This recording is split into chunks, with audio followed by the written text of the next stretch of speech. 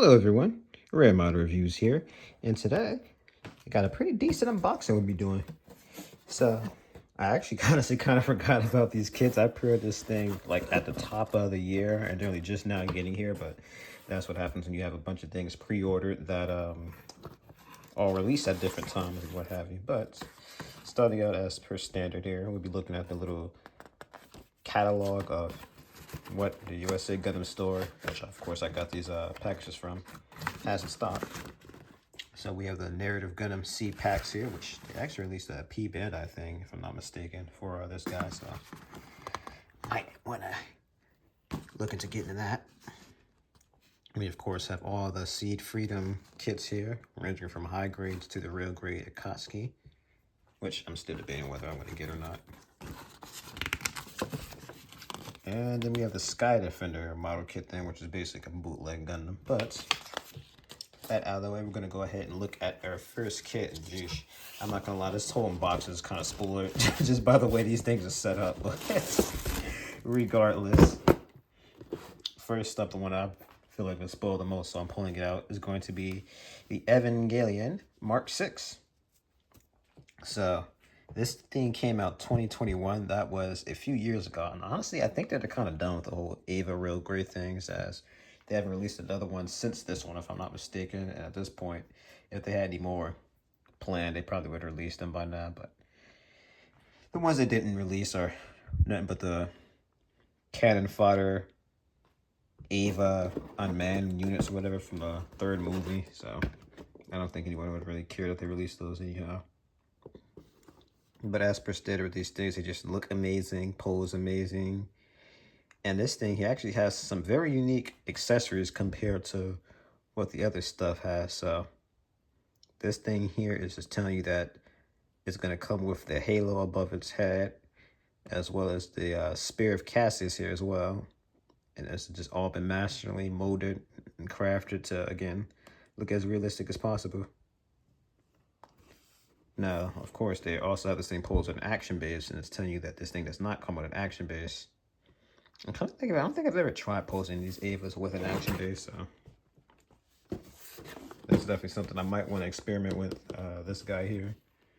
So one of the things I just love about these real grades is there's like really nothing you need to do with these things. You just build them, put some decals on, call it a day. You don't need to paint anything at all. I don't think any of these pictures really show it painted. I could be wrong though, but that is going to be it for this thing.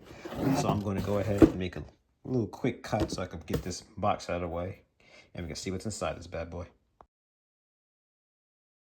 All right, so looking inside here, we have our first plate of runners with a multicolored piece for, it looks like the head there. Now, a lot of this stuff looks like it might be unique parts for Mark.06 here, but I could be wrong. So really one way to find out, and that's by looking at the menu or me building it. But going on ahead to the next runner here, this one looks to be, what is that, AD, and this is for the Spear of Cassius there.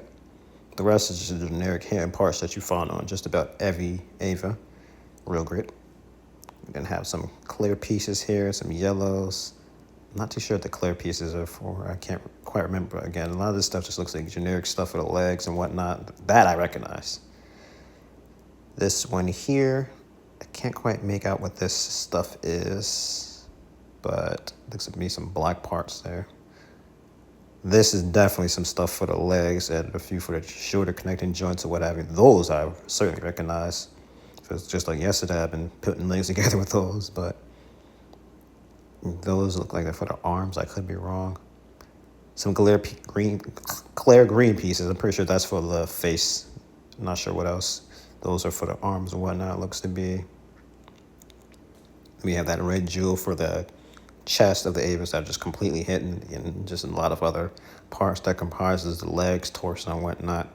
Again, stuff I've seen before.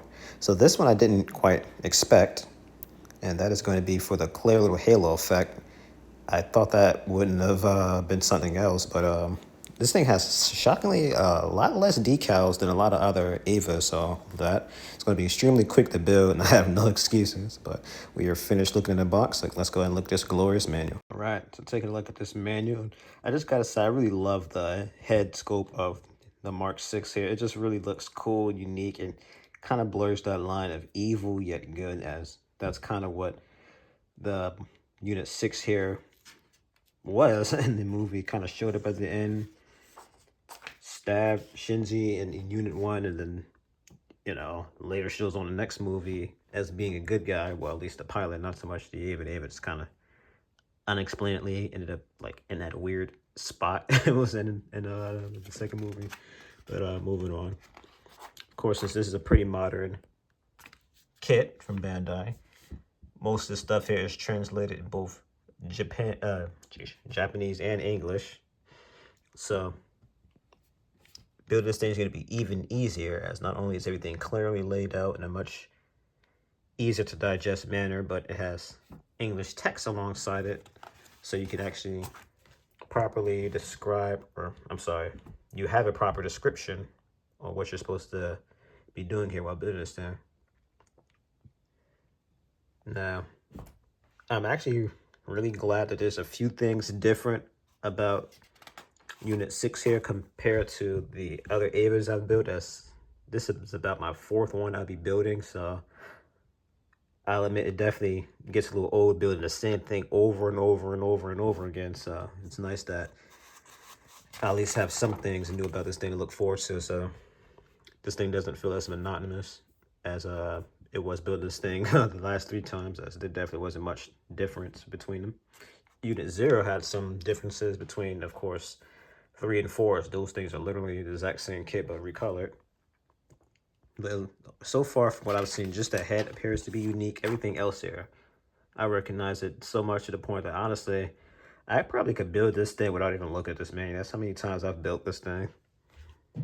I still will here and there just for a refresher, as it hasn't been that recent that I've built an Ava. But again, just looking at all the stuff in the menu, it all rings a bell. You know, this is all stuff that I've seen and done, again, countless times already. So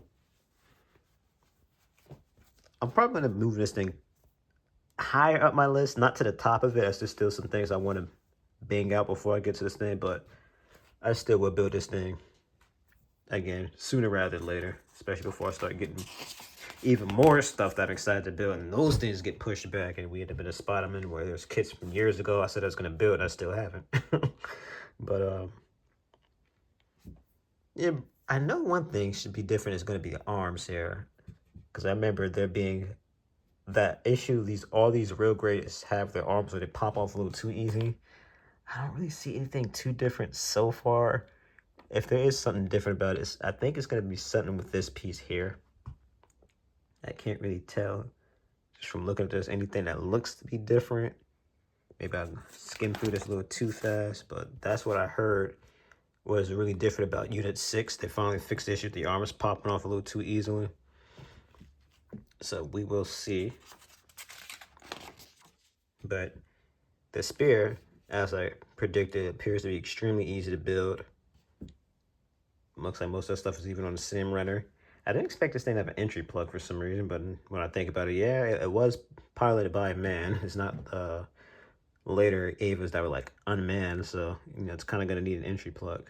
So I definitely want to go look at the whole action-based connection point. I'm guessing it only connects with an action base because this one little piece here. So maybe the other Avas I have can't.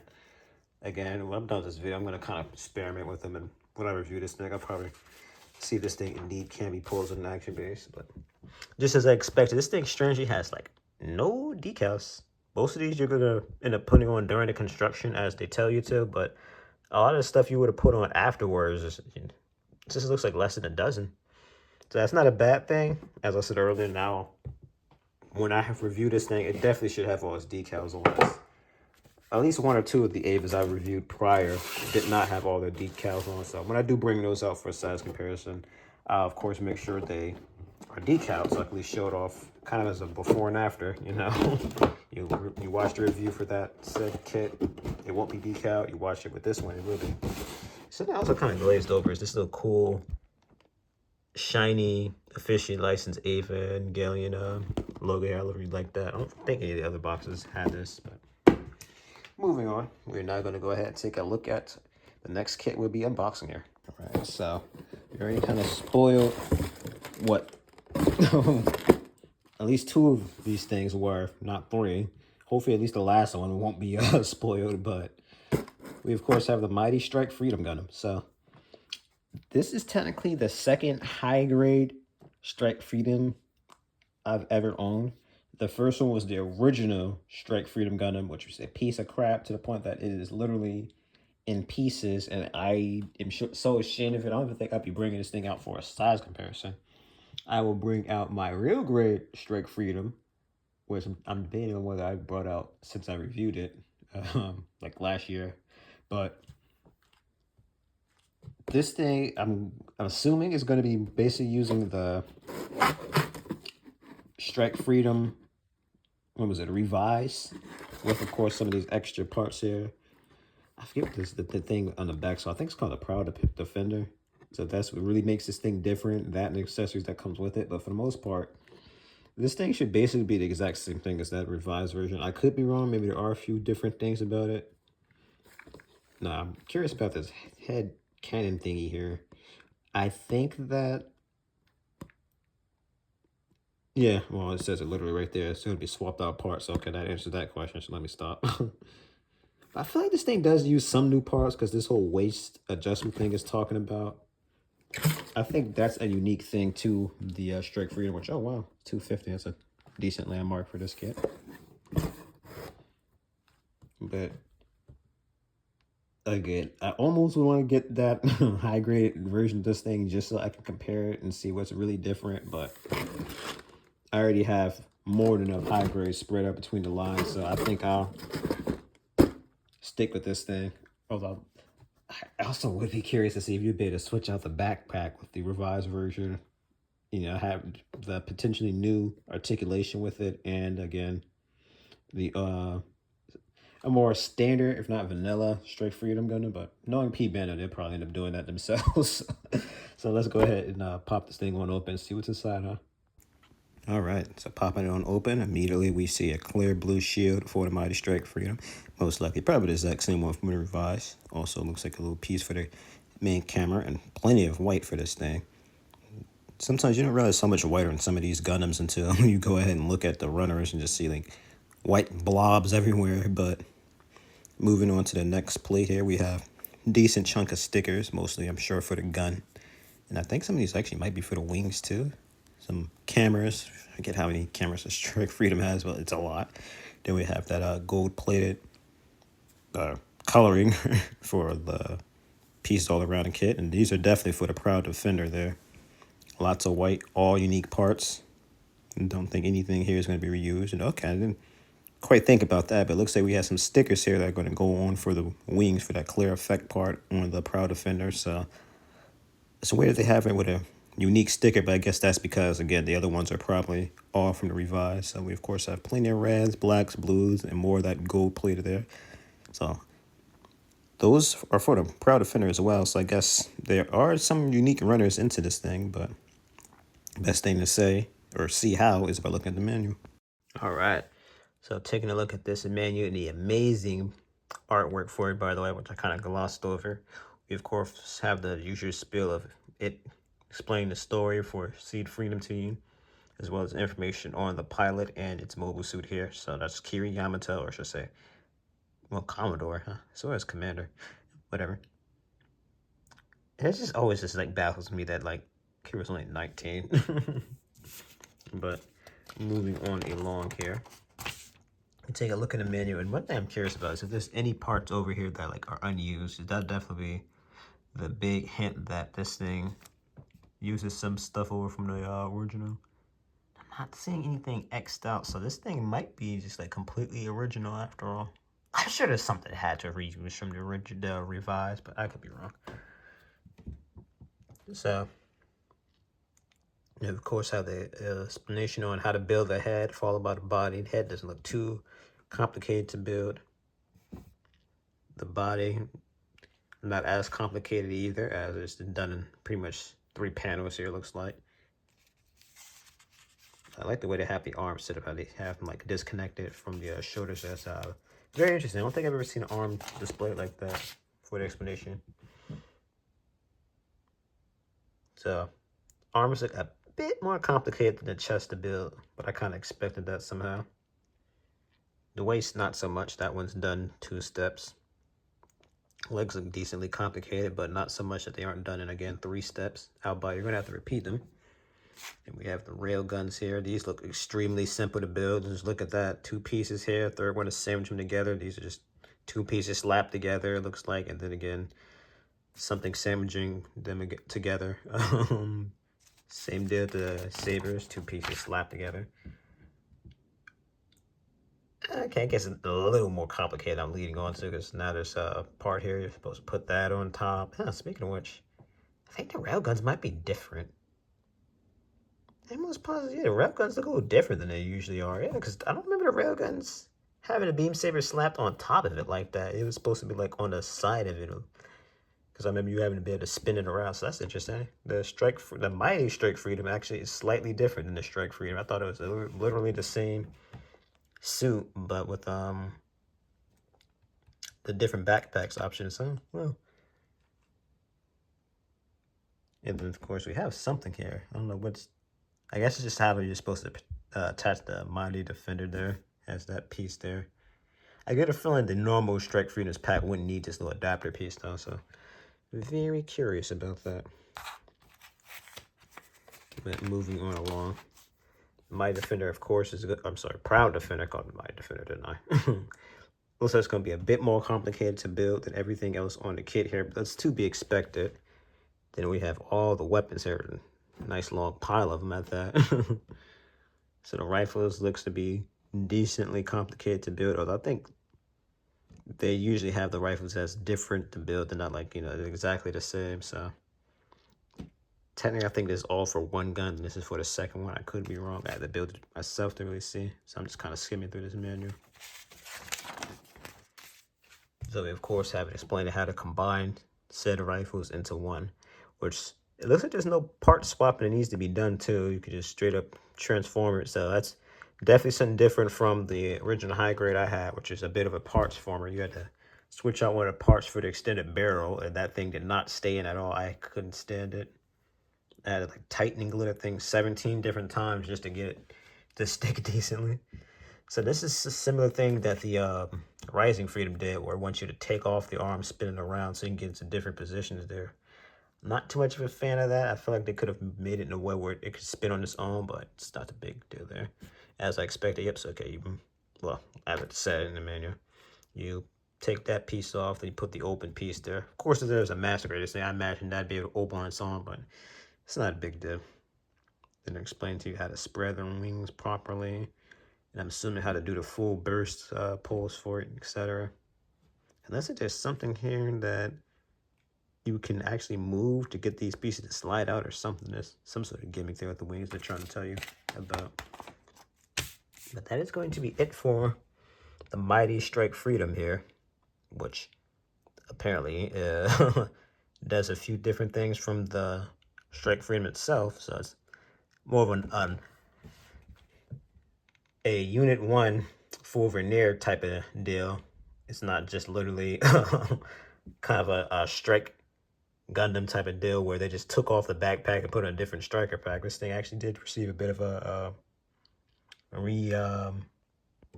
revamp, I guess you'd say. I gotta bring attention to this though, the fact that because of course the railguns are different now, the way that you attach the rifles are different. There's no more the railgun slide to the back armor and then you put the beam rifles where the railguns were. No, they just slap on top of the railguns there. So again, this is very interesting. It's too bad because the way these things swivel, you wouldn't be able to have a rifle come up with it. It'd be definitely pretty interesting to have a railgun and a rifle be able to fire simultaneously from the hip. But that is going to be it for the Mighty Strike Freedom, which now I'm actually slightly getting a bit more excited to build, as I already was excited to build this thing.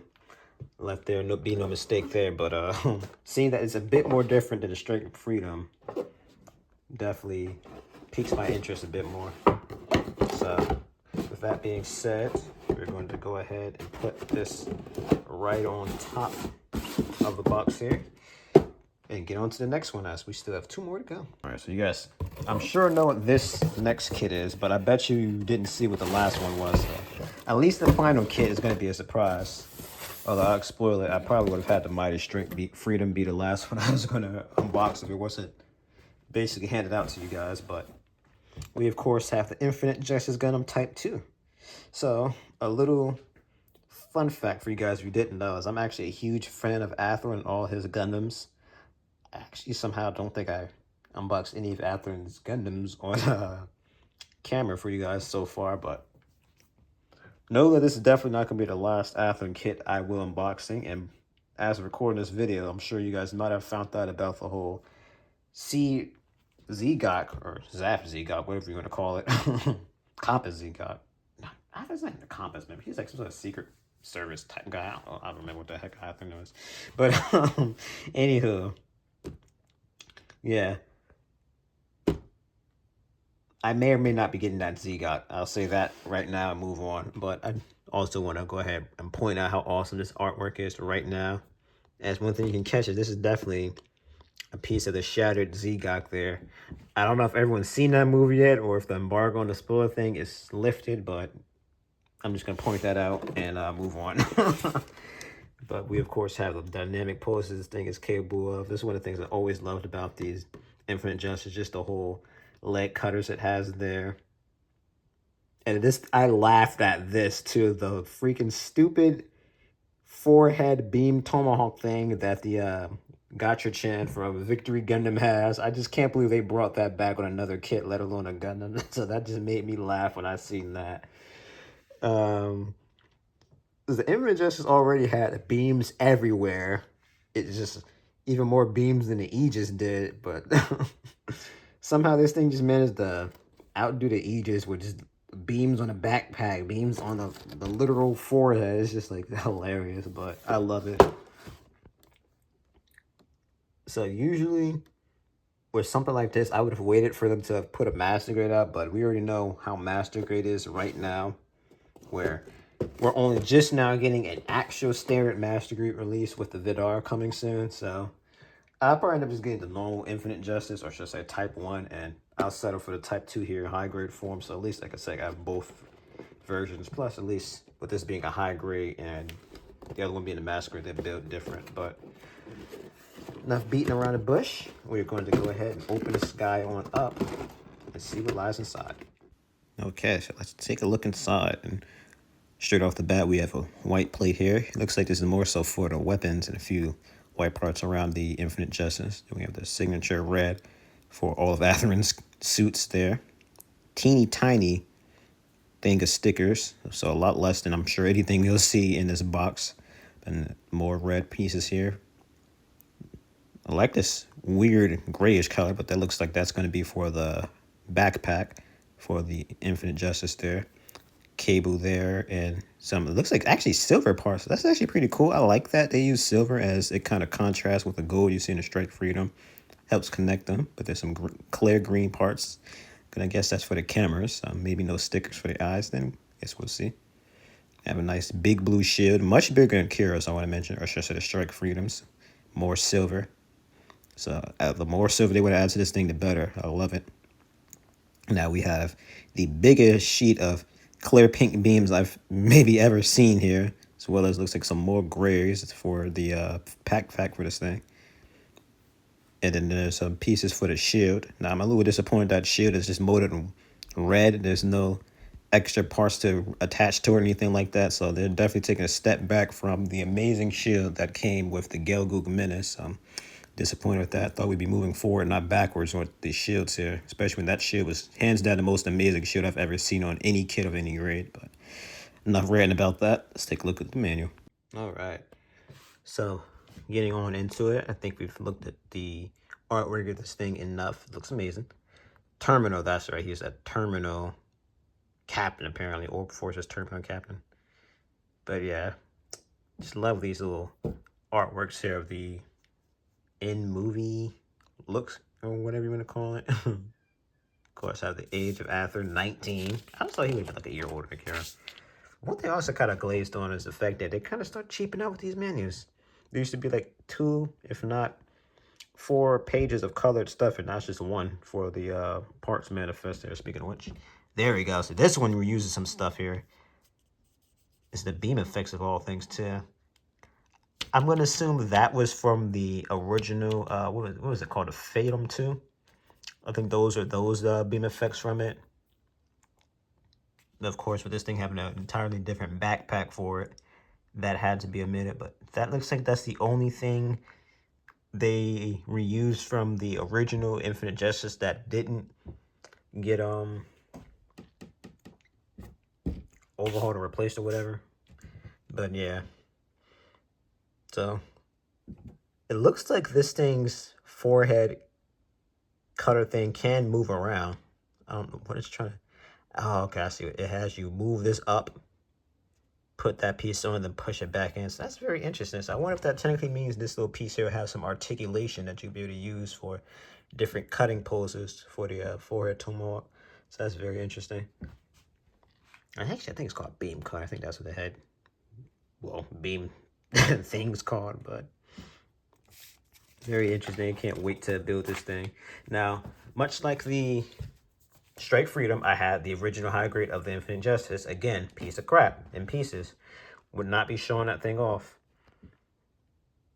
And I can already say from looking at the revised version, that thing was a big upgrade from the original. You already seen from just me unboxing this thing, but the shield has the that little string, the black string effect there. That was for the grapple. The original high grade did not have that grapple. It was just an ugly part that's molded into the shield and wasn't even colored gray at that. So I had to paint that gray so it could pop more and whatnot. And I was very disappointed that that thing actually wasn't usable. But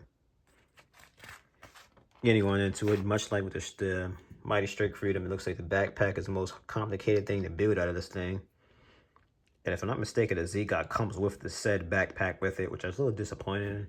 I wish it came with a little additional unit, which is his own kit, which really pissed me off, by the way. But I probably won't be building a separate backpack for that Zgot when I get that thing, especially if it builds exactly the same as that. I just bring this thing as a back out, put on that Zgot. But we, of course, have this thing. Oh, yeah, it looks like, yeah. You can definitely move with this. I guess they want you to have it down like that, but yeah, technically you can have it up like that. So that is pretty freaking cool, man. I love this thing. And you, of course, have all the different... Oh, that's so interesting. Looks like they tell you to take this off, then take the beam saber out and put it back on. Huh? I wonder why they tell you to take it off to push the beam sabers out. I guess it's just really in there or something, but maybe if I'm feeling brave, I'll experiment with that. And... No, it looks like it's the same beam rifle as the Infinite. I'm sorry, as the yeah, the Infinite Justice is. I thought it was different when I looked at this. Then I looked at the full package. No, it looks like it's the same beam rifle. But yeah, I just love again how much more detailed the shield is to build compared to the original. So it's definitely good to have a better version of that that darn high grade. And that's just another thing for anyone out there who is interested in the original high grade stuff. Don't buy anything, even if they didn't make a revise of it yet. Just don't buy it, please. They're all terrible. Don't do it to yourself. And then we have all of these weirdly named weapons here that they show pictures and poses of. Yeah, I swear it's more so the Earth Alliance that did this stuff in the German, but some of this stuff isn't even German, I think. It's just like, what the heck is that? Acuta, Lacerda. But yeah, I don't want to go too crazy here looking at the back of this thing. So that is it for the Infinite Justice Type 2. So now it's time for us to go ahead and look at, what is it? Our fourth and final kit of this unboxing here. So let's see what that is. All right. So if any of you seen my previous unboxing, you know I got a lot of Seed Freedom stuff. Good bit of which I've actually built, by the way, and I'll be reviewing soon. Actually, I think I've reviewed like everything I did build already, but anywho. So let's be honest. I got one real grade Ava and so far 2 Seed Freedom stuff. So you can probably guess what this last one is. So if you didn't, drum roll please. Spoiler, it released around the same time as those guys. we have, I'm pretty sure what you guys did not catch a glimpse of earlier, but the Gyan Strom Agnes, yeah, custom. I'm not trying to pronounce her last name. So there's actually a P Bandai variant of this thing where it is Hilda's Gyan. Now I'm tempted to get it just to complete the whole set there, but I'll probably wait a while on that one, as just having one's good enough. Gyan's cool and all, but I don't think it's cool enough for me to have two of literally the same kit, but slightly colored different. But moving on. All right, looks amazing. I love the fact that well, for starters, the shield has that beam effect around it, but also the axe, or whatever the heck you want to call this thing, halberd, looks amazing. So this was definitely a design I fell in love with when I was first teased or whatever. As for starters, I loved the Gyan. The Gyan was one of my favorite Xeon suits, so them doing this C version of it was cool because I love the whole Xeon Zaph mobile suit thing they did with Destiny. So I was very happy when I seen they were still keeping up with that on Seed Freedom. And this thing just like, I just love how many weapons this thing has. It's just like armor to the tooth. And it's funny, there's one scene I'm gonna spoil for those of you who didn't see it, where she was asking Agnes here for help. And she said her suit is a close range mobile suit. It's not a support suit. I'm like, what do you mean? You have weapons all over this thing, including a rifle. You could support it if you wanted to. But this thing is just like very interesting, as it's called again. It vaguely looks like again, but like besides the shield, like it doesn't really have much of the same equipment as again. I mean, I guess it does still have the sword, but it just has way too many weapons. This thing is ridiculously armed. Like, why does it have so many weapons? And I forget if this thing, I swore this thing had like a Gatling guns in its chest too. Maybe I glazed over it, but I'm almost positive it had like some sort of additional range weapon. And maybe it's in its shoulders. I don't know. We'll see if it has something like that later on. We pop this thing on open and get to the menu. But speaking of popping this thing open, I guess we'll be doing that now, huh? Right, last but not least, we'll be looking at the Gyan's manual here, or I'm sorry, runners. So this thing's a huge plate of stickers that are even making the Rising Strike Freedom blush. We have some pieces here. Oh, I love that blue. Blue's like, it's like kind of a sky blue. And we have like a navy blue. At least I think that's navy blue next to it. They have the shield here. It then looks like a, what is that? For the staff or axe. Some whites there. Probably all the whites you ever see in this entire thing. We have some sky blues here again. And then we have some, looks like grays. So most of the stuff just for the body, it appears. Again, more of a sky gray. I'm not sure if it was black parts for it. It might be for the thrusters. But again, some more white. I don't know. I guess there's a lot more white in this thing than I thought. And again, some more sky blues. The giant beam effect parts for the shield and the axe. And, okay, this is interesting. So the little cable or heat rod effect is just like all molded in together with the hand. It's a little disappointed, as I feel like those should have been different colors, but whatever. Could be worse. At least it looks good. But disappointments aside, we are done looking at runners, so now it's about time we go ahead and look at the amazing manual of the Gyan here. All right, so getting on into it here. Amazing box art, story. And then we have the stuff here on both the pilot and the mobile suit. Good old Agnes here, who definitely was a very interesting character, I'll say that much. And I'm not gonna lie, I thought she was gonna be at least 19. I didn't know she was younger than Kira and them, but moving on. Lieutenant Junior Grade. I don't think I've ever seen anyone named a Junior Grade in the entire Seed series, but as per standard here, we have only one color. Oh, no, wait. Oh, never mind. There we go. See, this is more like it. A lot of the instructions being in color here. Like I said before, under the other C kits that did this, I wish they just made it a full colored book. Please, Bandai. I don't think it costs that much to have more color stuff in there. I just really love seeing this stuff in color. It looks so good and makes things easier to build. But this thing definitely looks like it's just going to be about as simple to build as everything else here. I don't know why they had this thing laid out in this manner instead of it just having simple pages. That was a strange choice, but I guess they sacrificed the staples for color. But regardless, the backpack, as per standard, appears to be the most complicated thing to build. Everything else is pretty simple, straightforward. Speaking of which, that's one thing I meant to mention. If this thing is really supposed to be Gyan, that beam should be yellow, not pink. But moving on. Let me see. Does this thing have it? It looks like this thing is supposed to open up from this little part here I'm looking at. I could be wrong. I swear there was something that opened up on this thing where there's the... I knew it. See? It does have cannons on the chest. Yeah. Wait, I didn't show any pictures of that around the box. At least I don't think they did. Yeah, then I'm sure this thing is not going to actually be able to separate. This is definitely going to be a parts formation thing to have in a stored state. Ugh. That's one of the main reasons why I hate about the full thing. It gets so complicated where you're like, okay, yeah, so this is the back of it, well, the end. Fold this thing up. Curse you, Bandai, for doing this. Why? Stupid map layouts for the instruction manuals, but yep.